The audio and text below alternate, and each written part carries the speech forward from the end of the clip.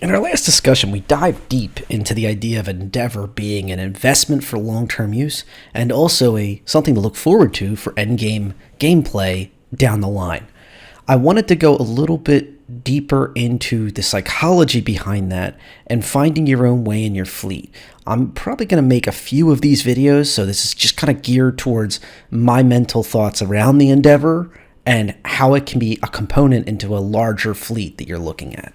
But you could apply this to other ships, whatever your favorites are, and please do. So when I think of ships, I think of right now, what do I need to enjoy the game? And basically, I don't need a lot of options, but I do enjoy having something to be able to earn money and then use the AUC to buy or rent more ships to take part with, and also share ships with other org mates and friends and people I just meet in the verse. And then the next section I think about is short-term investments.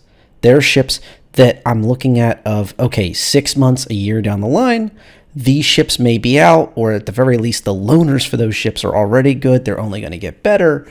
And then finally, you have a ship like the Endeavor that is that late game investment-like ship.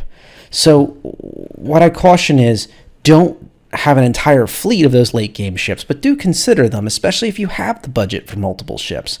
It's okay to have a few things that are kind of kept in your back pocket for the future, but don't forget to have some fun now. Discover what you want to enjoy right now, short term, long term.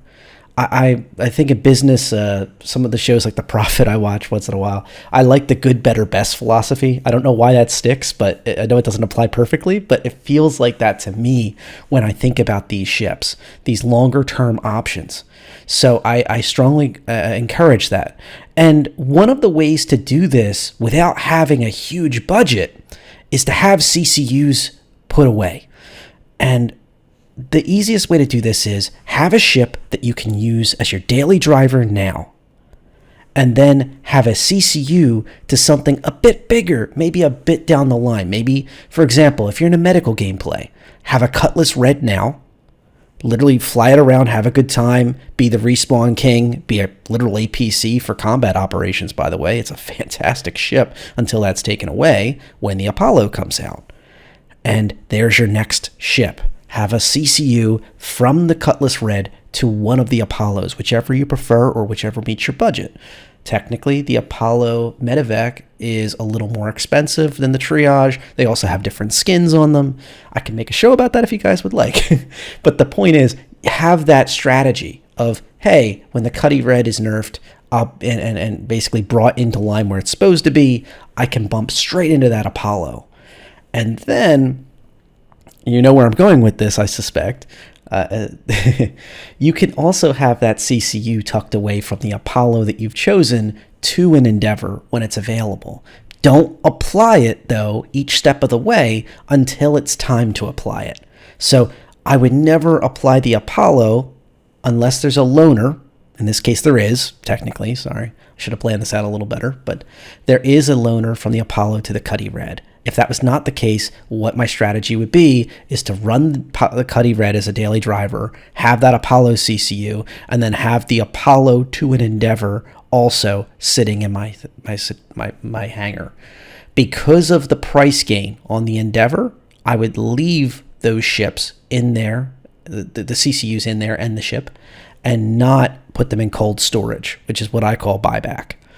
Buyback, keep this in mind, is a great tool we can dive into in the future, but it will have the CCUs that are sitting there rise in price.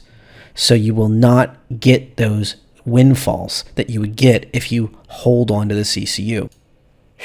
Okay, that'll do it for today. I know that was a bit in the weeds, but thank you for sticking with it. I hope that it gave you a lot of good thoughts and planning. And I know a lot of folks already knew some of these things, but it never hurts to bring it up and take a look at your hangar, make sure everything's where it should be, and don't forget about buyback credits.